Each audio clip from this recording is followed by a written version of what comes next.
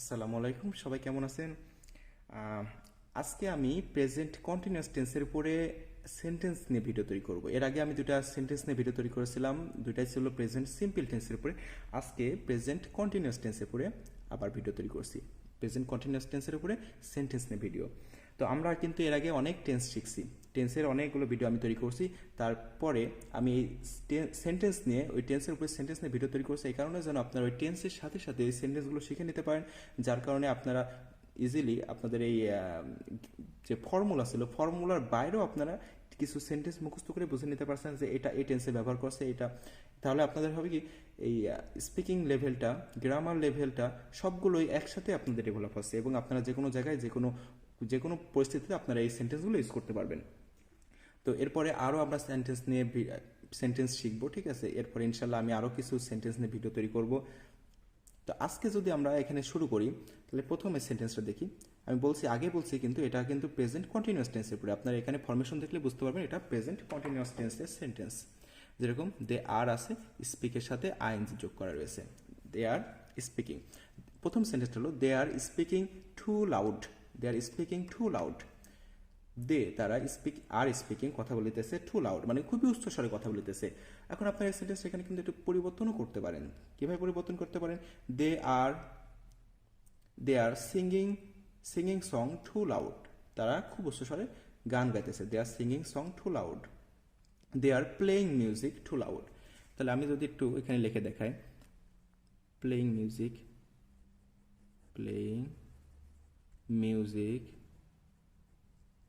Two loud, এটুক কিন্তু আমাদের সেমই থাকবে। হ্যাঁ, টু লাউড আর দে আর এটুক সেমই থাকবে। আমরা শুধু পরিবর্তন করব কোনটুকু? আমরা শুধু পরিবর্তন করব এই স্পিকিং এর এখানে। হ্যাঁ, স্পিকিং এখানে পরিবর্তন করব। তাহলে স্পিকিং এর পরিবর্তে আমরা ইউজ করতে পারি playing music. They are playing music too loud. They are speaking too loud. They are singing song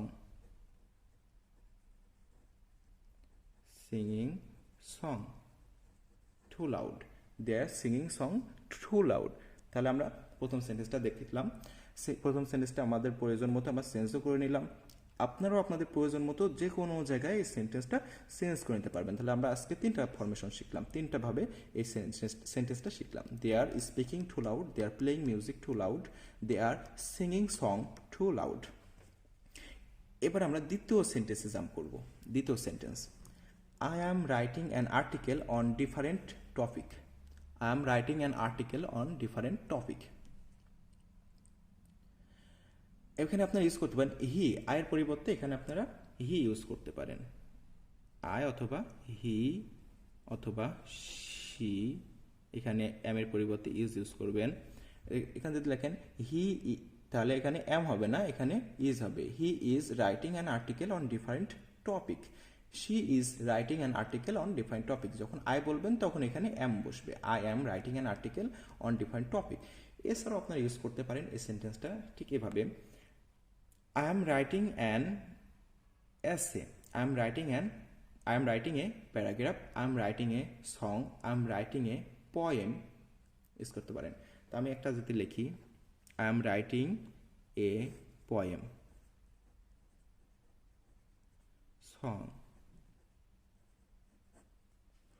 I am writing a song. এখানে এ বসবে, এ সং, এ পোয়েম।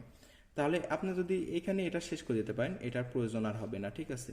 এটার প্রয়োজন তখন হবে না। I am writing a song, a poem.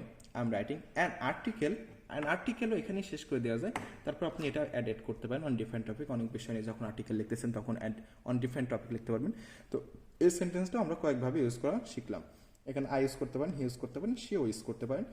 M এর এখানে পরিবর্তন আসবে, হি ইউজ করলে ইজ, শি ইউজ করলে ইজ এবং আই ইউজ করলে এম। রাইটিং এটা সেম থাকবে, রাইটের সাথে আইএনজি করে যোগ করে রাইটিং করা হয়েছে। A poem, a song, an article. আর এখানে আপনার এটা এক্সট্রা অ্যাড করতে পারেন অন ডিফারেন্ট টপিক আর্টিকেলের জন্য। এরপরে আমরা 3 নম্বর সেন্টেন্স শিখব। 3 নম্বর সেন্টেন্সটা কি? 3 নম্বর sentence, they are playing football now.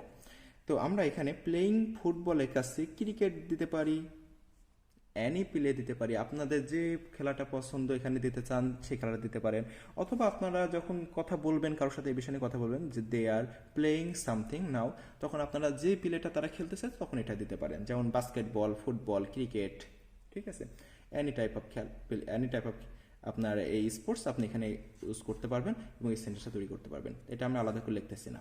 They are playing football, cricket, basketball, tennis, pool, now. Okay, এরপরে ন্যাও যোগ হবে। এরপরে আমরা 4 নম্বর সেন্টেন্সটা দেখি। হি ইজ গোয়িং টু দ্য, এখানে আমি একটা স্পেস রাখছি। হি ইজ গোয়িং টু দ্য, এখানে আপনাদের প্রয়োজন মতো যে কোনো কিছু ইউজ করতে পারেন, ঠিক আছে।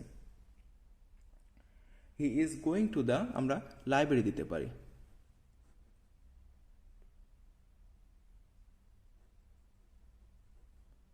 হি is going to the library, he is going to the school. হ্যাঁ, স্কুল দিলে আপনার এখানে দার প্রয়োজন নাই। হি is going to school, he is going to school, he is going to office, he is going to market, he is going to market. Okay, anywhere আপনারা প্রয়োজন মতো এই জায়গাটা নিতে পারবেন। হি is going to market, he is going to office, he is going to school, he is going to the library. Okay, এই library ক্ষেত্রে এখানে দি ব্যবহার করা লাগবে, বাদ বাকি আপনি হি is going to school, office or market আপনারা ইউজ করতে পারবেন, ঠিক আছে। অথবা হির এখানে আপনারা পরিবর্তন করতে পারবেন, হি আছে শি,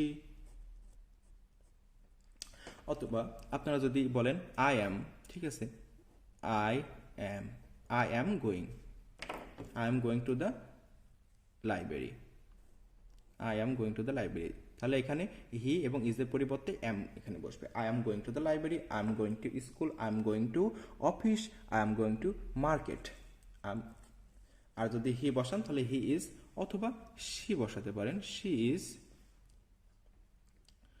অথবা আপনারা বসাতে পারেন দে। যদি দে বসান তাহলে এখানে আমি এই পাশে একটু লিখে দেখা, হ্যাঁ, দে বসালে দে আর, তাহলে এখানে হবে কি they are going to the library, they are going to the library, they are going to school, they are going to office, they are going to market, ঠিক আছে। She is going to the library, she is going to school, she is going to office, she is going to market. I am going to the library, I am going to the school, I am going to the office, I am going to the market. এখানে দেখেন অনেক কিছু শেখা হয়ে গেল কিন্তু একটা সেন্টেন্সের ভিতরে, ঠিক আছে, অনেক কিছু শেখা গেল। I am going, she is going, they are going, library, school, office, market, অনেক কিছু শেখা হয়ে গেল। তো এটা এভাবে যদি অনেক কিছু শিখতে পারেন, অনেক সেন্টেন্সগুলো শিখতে পারেন, বিভিন্ন জায়গায় বিভিন্নভাবে ব্যবহার করতে পারেন, এটা আপনাদের জন্য অনেক বেশি ডেভেলপ করবে আপনাদের স্পিকিং অথবা আপনার গ্রামার, যে কোনো ক্ষেত্রে। এক কথায় ইংরেজিতে আপনাদের অনেক বেশি উন্নতি হবে। তো এগুলো আপনারা সবাই নোট করে রাখবেন, আর এগুলো নোট করার সাথে বেশি ইম্পর্টেন্ট মাথায় ঢুকে ফেলা, খুব ভালোভাবে এগুলোর কেয়ার করবেন। আমি শিখাচ্ছি, এগুলো খুব ভালোভাবে কেয়ার করবেন এবং মুখস্থ করে নেওয়ার চেষ্টা করবেন, ঠিক আছে। সবগুলো মুখস্থ করে নেওয়ার চেষ্টা করবেন যেন আপনাদের যে কোনো প্রয়োজনে, যখন প্রয়োজন হবে তখনই এগুলো ইউজ করতে পারেন। এর পরবর্তী সেন্টেন্স আমরা শিখবো, we are coming for shopping in this market. We are coming for this, we are coming আমরা আসতেছি ফর শপিং, কেনাকাটা করতে, in this market. We are coming for shopping in this market, আমরা কেনাকাটা করার জন্য মার্কেটে আসতেছি। ওকে, অথবা আপনারা ইউজ করতে পারেন they are going for shopping in this market. They are going, উইয়ের কাছে they are going,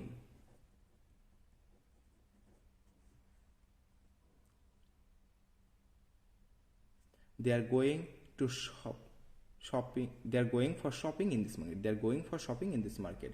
She is going or she is going for shopping in this market, ঠিক আছে। আপনারা এটা আপনাদের প্রয়োজন মতো চেঞ্জ করে নিতে পারবেন।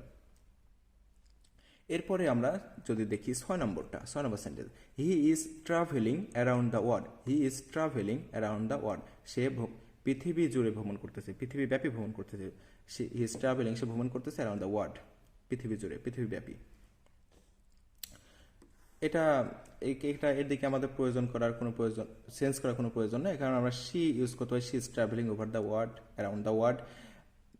আই অ্যাম ট্রাভেলিং, এখানে যদি আই দেন তাহলে আই এর পরে অ্যাম যোগ হবে, I am travelling around the world. এরপরে আমরা লাস্ট সেন্টেন্সটা শিখব। লাস্ট সেন্টেন্স হলো Alex is feeling much better now.